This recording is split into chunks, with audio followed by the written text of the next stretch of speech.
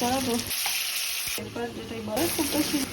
আমি চিকেন নিয়েছি ছোট ছোট করে কেটে, তারপর হচ্ছে দিয়ে দিচ্ছি সয়া সস, তারপর দিব গোলমরিচের গুঁড়া, এটা হচ্ছে রেডিমেড যেটা হোয়াইট পেপারটা, তারপর যেটা তো আমি আমাদের বড়দের জন্য রান্না করছি মরিচের গুঁড়া দিব, ঝাল এটা স্কিপ করতে পারেন।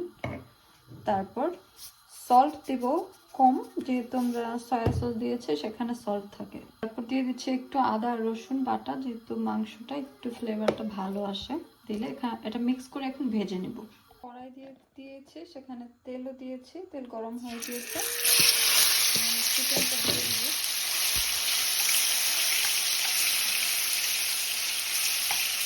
হচ্ছে আমি দুই ধরনের ক্যাপসিকাম বা পেপার যেটাই বলেন কেটে নিয়েছি, রেড আর গ্রিনটা, একটা দিলেও হবে। সাথে হচ্ছে রসুন ছিলেছে, এগুলোকে কুচি করে তারপর দেবো। বেশি করে রসুন দিলে গ্রামটা ভালো আসে, খেতেও ভালো লাগে। আমার চিকেন ভাজা হয়ে গিয়েছে, আমি খুব কটকটা করে ভাজবো না, তাহলে কিন্তু শক্ত হয়ে যায়। নরম নরম করে অল্প আছে ভেজেছি, চিকেন কুক হয়ে গিয়েছে। এখন আমি আমার ক্যাপসিকামটা দিয়ে দিব। ক্যাপসিকামটা এখন দিচ্ছি কারণ এটা যেহেতু একটু কুক হতে হবে, খুব বেশি না। চিকেনটা বাকি হতে হতে হচ্ছে ক্যাপসিকামটা একটু কুক হয়ে যাবে। চিকেন আর ক্যাপসিকাম দুটোকে একটু নেড়ে চেড়ে ভেজে নিব। আমার চিকেন আর ক্যাপসিকাম ভাজা একটু হয়ে গিয়েছে, এখন দিয়ে দেবো আমি হচ্ছে কুচি করা রসুন। আমি অনেকগুলো দিয়েছি, রসুন যত বেশি আবার মাত্রাতিরিক্ত না, রসুনটা একটু বেশি দিলে ঘ্রাণটা খুব ভালো আসে, খেতেও খুব ভালো লাগে। আর দিব হচ্ছে টমেটো পিউরি, রেডিমেড এই টমেটো পিউরিটা ব্যবহার করছি। আপনারা চাইলে টমেটো কেটে খোসাটা ছাড়িয়ে তারপর দিয়ে একটু কুক করে নিতে পারেন।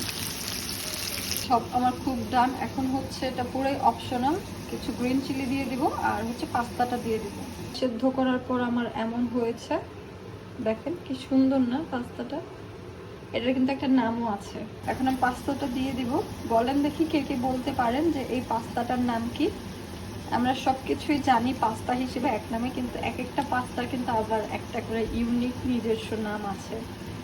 আমি হচ্ছে দিয়ে দিলাম, এখন সুন্দর করে মিক্স করে নেব। দেখেন কি সুন্দর লাগতেছে।